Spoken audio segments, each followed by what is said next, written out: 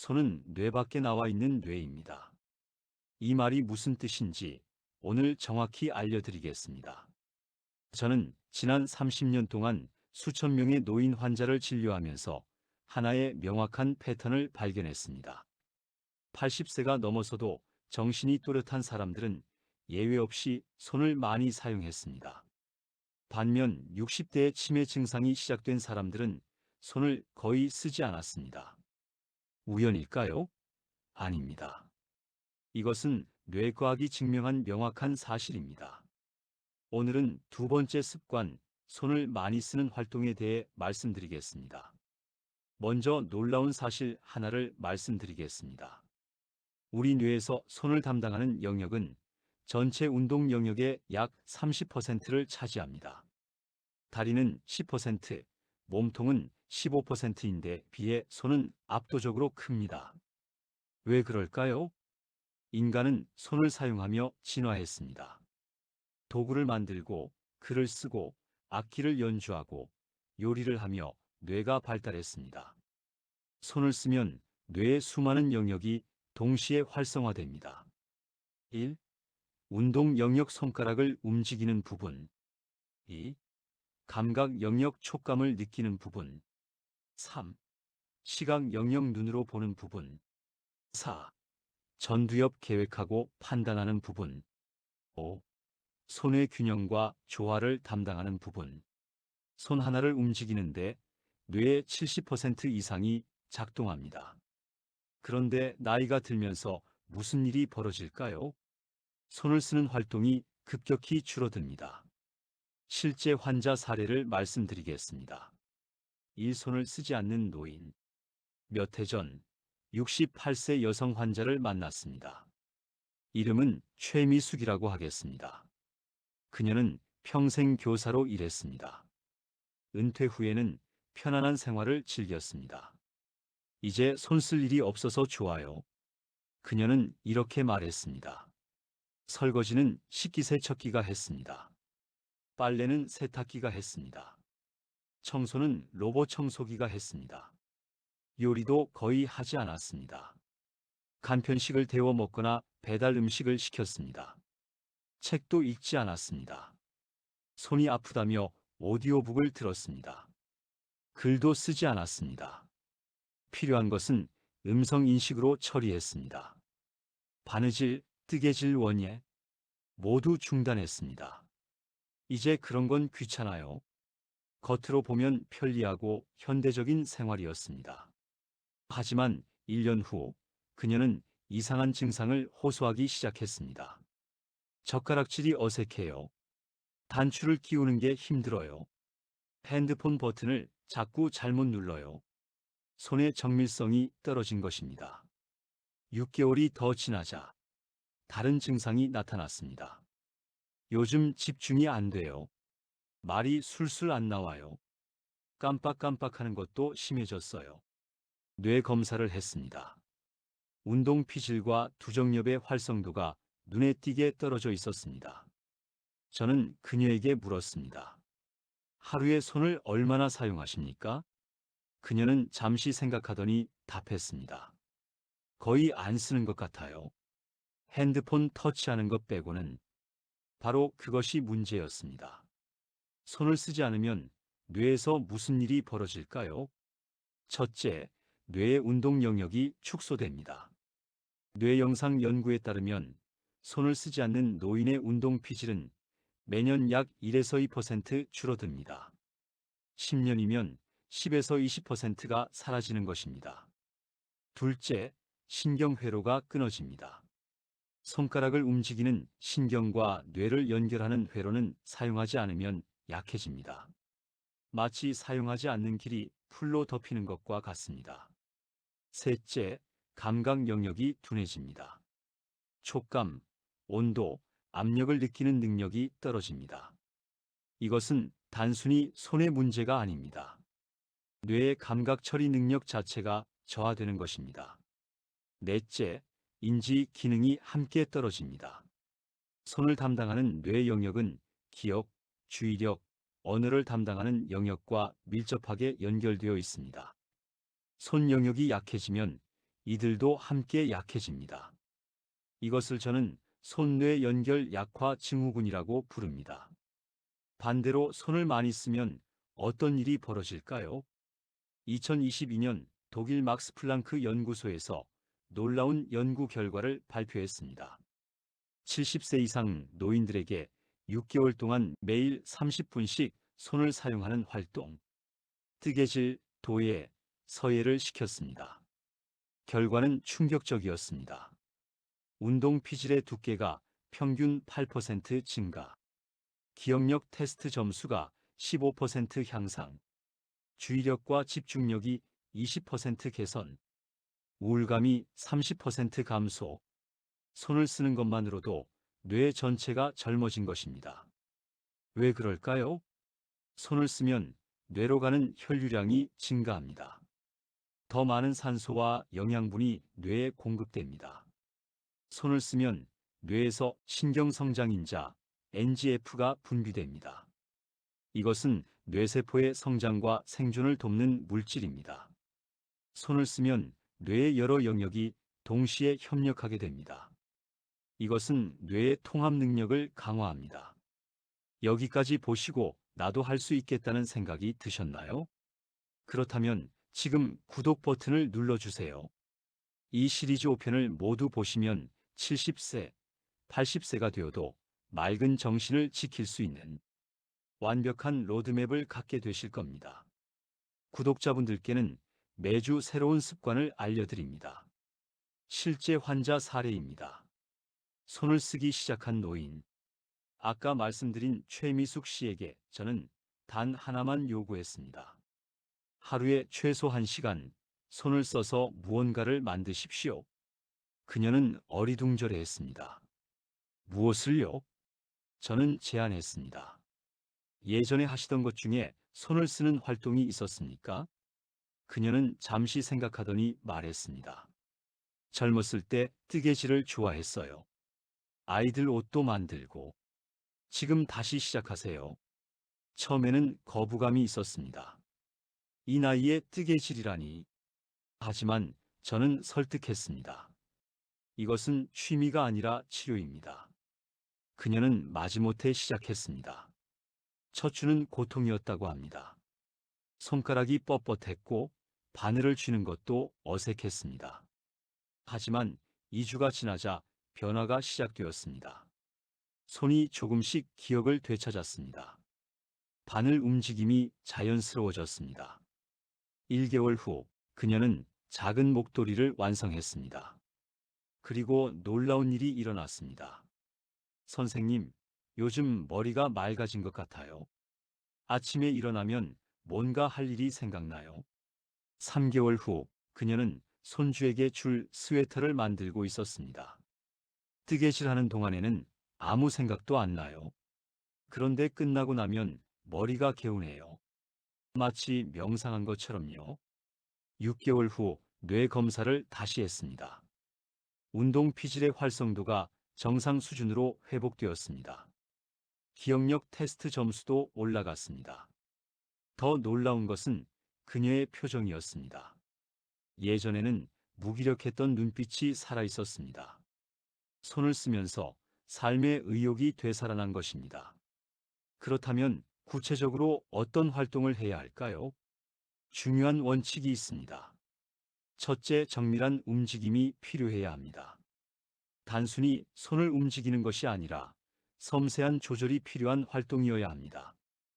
효과적인 활동, 뜨개질, 자수, 바느질, 작은 바늘을 정교하게 다룸, 서예, 캘리그라피, 붓을 섬세하게 조절, 도예, 흙을 세밀하게 빚음, 종이 접기, 퀼트, 정확한 접기와 바느질, 악기 연주, 손가락의 독립적 움직임, 요리, 칼질, 썰기, 다지기, 원예, 씨앗 심기, 가지치기, 조립 활동, 퍼즐, 프라모델 레고, 효과가 적은 활동, 단순 반복 동작, 같은 것만 계속 닦기, 큰 움직임만 필요한 것, 걸레질, 도구 없이 하는 것.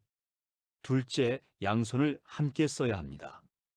한 손만 쓰는 것보다 양손을 협응해서 쓰는 것이 훨씬 효과적입니다. 뇌의 좌우 반구가 함께 작동하면서 뇌량, 즉 두 반구를 연결하는 부분이 강화됩니다.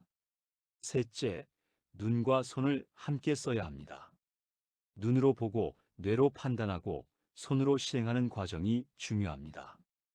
이것이 시각, 운동 협응 능력을 키웁니다. 넷째, 새로운 패턴을 배워야 합니다. 항상 똑같은 것만 만들면 효과가 줄어듭니다. 새로운 디자인, 새로운 기법을 시도할 때 뇌가 가장 활발히 작동합니다. 많은 분들이 이렇게 말씀하십니다. 바쁜데 언제 손 활동을 하나요? 제가 드리는 답은 간단합니다. 특별한 시간을 만들 필요가 없습니다. 일상을 바꾸면 됩니다. 아침 30분, 식기세척기 대신 손으로 설거지, 간편식 대신 직접 요리, 빵에 버터 바르기, 과일 껍질 벗기기, 오전 30분, 화분에 물 주고 입 닦기, 종이 접기나 간단한 공예, 손편지 쓰기, 오후 30분, 뜨개질, 자수, 바느질, 그림 그리기, 색칠하기, 악기 연습, 저녁 30분, 채소 다듬기, 요리하기, 설거지, 정리정돈, 손 마사지, 손가락 운동. 핵심은 이것입니다. 편리함을 조금 포기하고 손을 쓰는 불편함을 택하는 것입니다. 식기세척기가 있어도 가끔은 손으로 설거지하세요. 음성 인식이 있어도 가끔은 손으로 글을 쓰세요. 배달 음식이 편해도 가끔은 직접 요리하세요. 그 불편함이 뇌를 지킵니다. 실제 환자 사례입니다. 요리로 치매를 막은 할머니, 74세 할머니를 소개하겠습니다.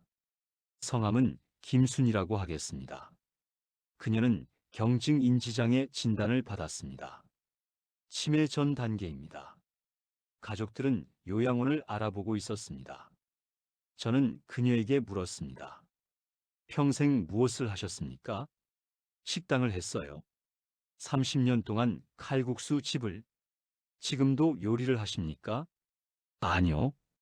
이제 위험하다고 해서 칼도 못 쓰게 하고.